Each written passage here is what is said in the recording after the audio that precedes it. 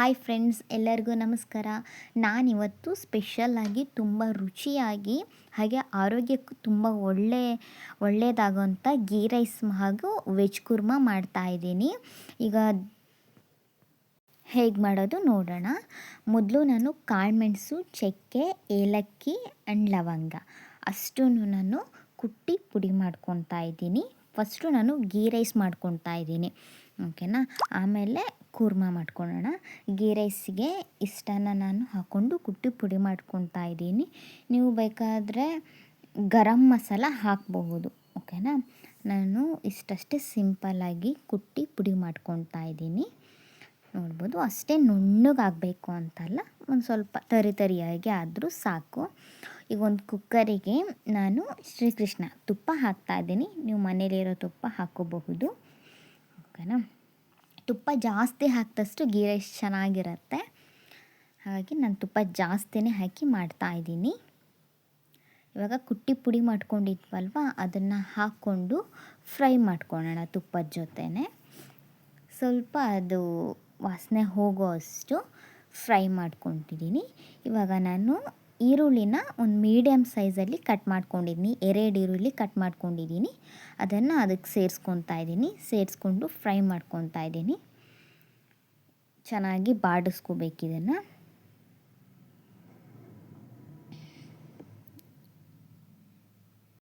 Okay, ಇವಾಗ fry ಮಾಡ್ಕೊಂಡಾಯಿತು. ನಾನು over night ಬಟಾಣಿ ನೆನೆಸ್ಕೊಂಡು ಇಟ್ಕೊಂಡಿದ್ದೆ, ಹಾಗೆ 2 ಕ್ಯಾರೆಟು ಹೆಚ್ಕೊಂಡು ಇಟ್ಕೊಂಡಿದ್ದೀನಿ ಸಣ್ಣದಾಗಿ. ಇದಕ್ಕೆ ನಾನು ಮಿಕ್ಸ್ ಮಾಡ್ಕೊತಾ ಇದ್ದೀನಿ ಗೀ ರೈಸಿಗೆ.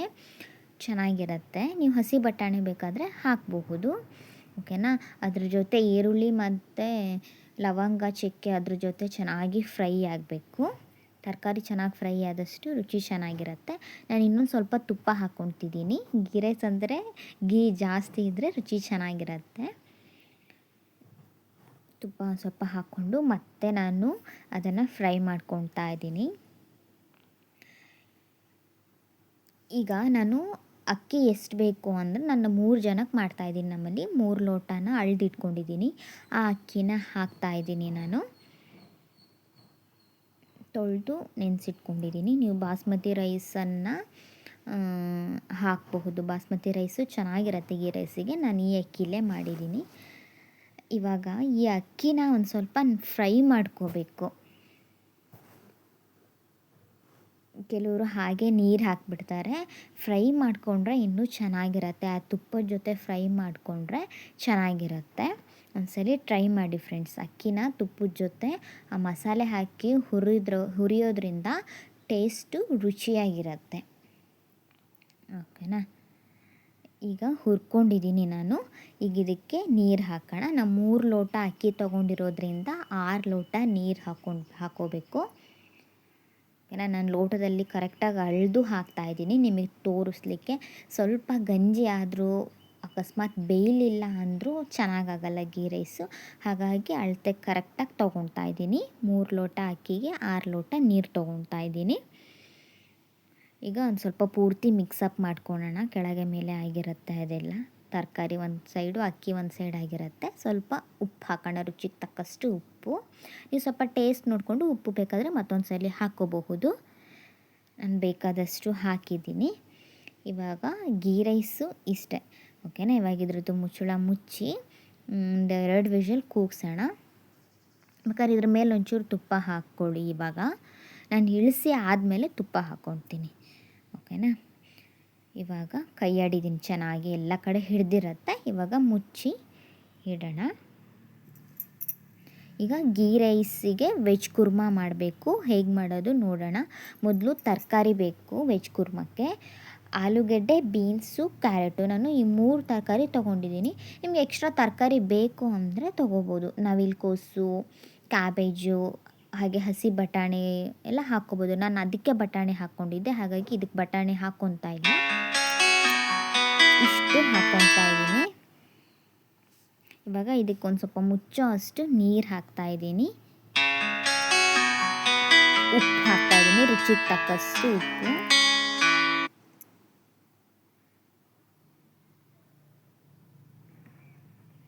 ಉಪ್ಪು ಹಾಕಿ ಕುಕ್ಕರ್ ಮುಚ್ಚಳ ಹಾಕಿ ನಾನು ದೊಡ್ಡ ಉರಿಲಿ 1 ವಿಷಲ್ ಕೂಗಿಸ್ಕೊಂಡಿದ್ದೀನಿ. ನೋಡಿ ಬೆಂದಿದೆ ಇವಾಗ ಚೆನ್ನಾಗಿ. ತುಂಬ ರಾಡಿಯಾಗಿ ಬೇಯೋದು ಬೇಡ. ಓಕೆನಾ? ಇಷ್ಟು ಬೇಯಿಸ್ಕೊಂಡಿದ್ದೀನಿ. ಇವಾಗ ಒಂದು ಬದಿಲಿ ಇಟ್ಕೊಳ್ಳೋಣ. ಇವಾಗ ಒಂದು ಸ್ವಲ್ಪ ರುಬ್ಬಲಿಕ್ಕೆ ಮಸಾಲೆ ತಯಾರಿ ಮಾಡ್ಕೊಳ್ಳೋಣ. ಒಂದು ಬಾಣಲಿ ತೊಗೊಂಡು ಒಂದು ಸ್ವಲ್ಪ ಎಣ್ಣೆ ಹಾಕ್ಕೊಂಡು ಅದಕ್ಕೆ ಚಕ್ಕೆ, ಏಲಕ್ಕಿ, ಲವಂಗ ಆ್ಯಂಡ್ ಕಾಳುಮೆಣಸು ಒಂದು ಸ್ವಲ್ಪ ಹಾಕಿದ್ದೀನಿ ಅಷ್ಟೇ. ಇದು ನಮಗೆ ಮಸಾಲೆ. ಜಾಸ್ತಿ ಇವನ್ನೆಲ್ಲ ಜಾಸ್ತಿ ಹಾಕಿಬಿಟ್ರೆ ಮಸಾಲೆ ಜಾಸ್ತಿ ಮುಖಕ್ಕೆ ಹೊಡೆದಂಗೆ ಆಗುತ್ತೆ. ಸ್ವಲ್ಪ ಹಾಕಿದ್ದೀನಿ ಅಷ್ಟೇ. ಇದನ್ನು ಒಂಚೂರು ಫ್ರೈ ಮಾಡಿಕೊಂಡು ಎಣ್ಣೆಯಲ್ಲಿ ಸ್ವಲ್ಪ ಬಿಸಿ ಮುಟ್ಟೋ ಅಷ್ಟು 2 ಈರುಳ್ಳಿ ಹೆಚ್ಕೊಂಡಿದ್ದೀನಿ, ಸಣ್ಣ ಈರುಳ್ಳಿ, ಹಾಗೆ 3 ಹಸಿಮೆಣಸು ಹಾಕಿದ್ದೀನಿ. ಫ್ರೈ ಮಾಡ್ಕೊತಾ ಇದ್ದೀನಿ.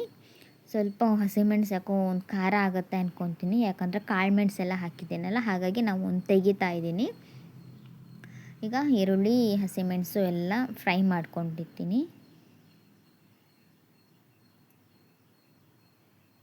ತುಂಬ ಫ್ರೈ ಮಾಡ್ಕೋಬೇಕಂತಿಲ್ಲ, ಸ್ವಲ್ಪ ಬಾಡಿಸ್ಕೊಂಡ್ರೂ ಸಾಕು. ಈರುಳ್ಳಿನ ರುಬ್ಕೊಂಡ್ಲಿಕ್ಕೆ ಇದು ನಮಗೆ ಒಂದು 6-7 ಗೋಡಂಬಿ ತೊಗೊತಾ ಇದ್ದೀನಿ ನಾನು. ಇದು ಕುರ್ಮಕ್ಕೆ ತಿಕ್ಕಾಗಿ ಚೆನ್ನಾಗಿ ಬರುತ್ತೆ, ರುಚಿನೂ ಚೆನ್ನಾಗಿರುತ್ತೆ, ಕಾಜು ಚೆನ್ನಾಗಿರುತ್ತೆ. ಹಾಗಾಗಿ ಇದನ್ನೊಂಚೂರು ಹಾಕ್ಕೊಂಡು ನಾನೊಂದು ಸ್ವಲ್ಪ ಕಾಯಿ ತುರಿ ತುರಿದು ಇಟ್ಕೊಂಡಿದ್ದೀನಿ. ಕಾಯಿ ತುರಿ ಹಾಕ್ತೀನಿ, ಸ್ವಲ್ಪ ಹಾಕ್ಕೊಂಡು ಫ್ರೈ ಮಾಡ್ಕೊತೀನಿ.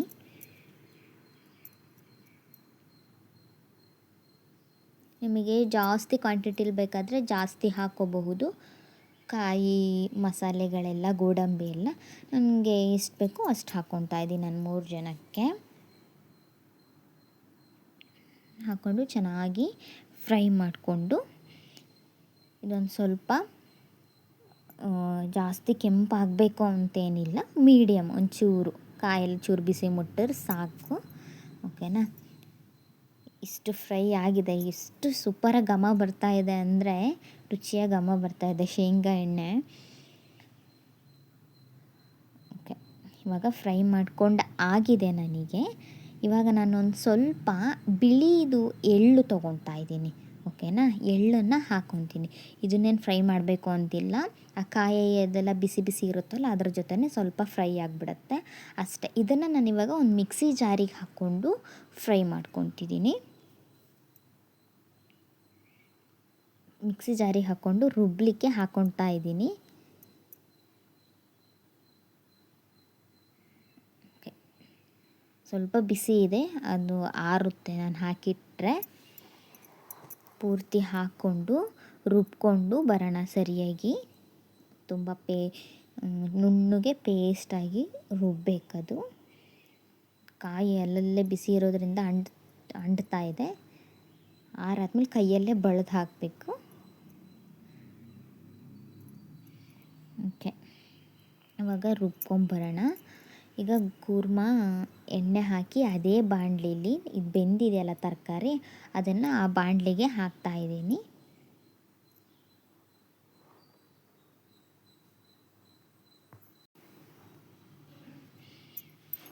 ಹೆಂಗೋ ಸ್ವಲ್ಪ ಉಪ್ಪು ಹಾಕಿದ್ದೀವಿ ನಾವು.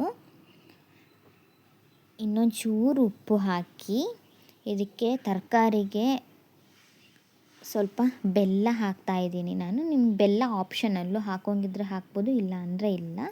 ಉಪ್ಪು, ಹುಳಿ, ಬೆಲ್ಲ ಎಲ್ಲ ರುಚಿ ಸರಿಯಾಗಿದ್ದರೆ ಚೆನ್ನಾಗಿರುತ್ತೆ ರುಚಿ. ಸ್ವಲ್ಪ ಹುಣಸೆಹಣ್ಣಿನ ರಸ ಹಾಕ್ತಾಯಿದ್ದೀನಿ. ಉಪ್ಪು, ಹುಳಿ, ಬೆಲ್ಲ ಹಾಕ್ತಾಯಿದ್ದೀನಿ.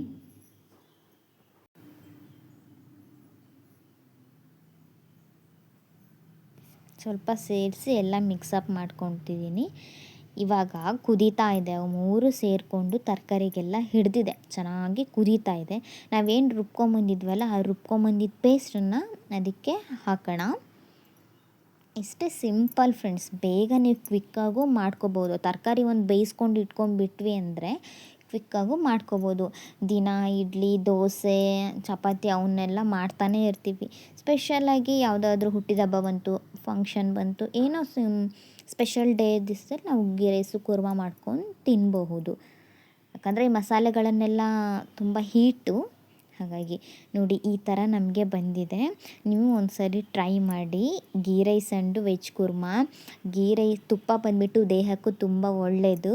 ಬಿಸಿ ಬಿಸಿಯಾದ ಗೀ ರೈಸು ವೆಜ್ ಕುರ್ಮಾ. ಇನ್ನೂ ನನ್ನ ಚಾನಲ್ಗೆ ಯಾರ್ಯಾರು ಸಬ್ಸ್ಕ್ರೈಬ್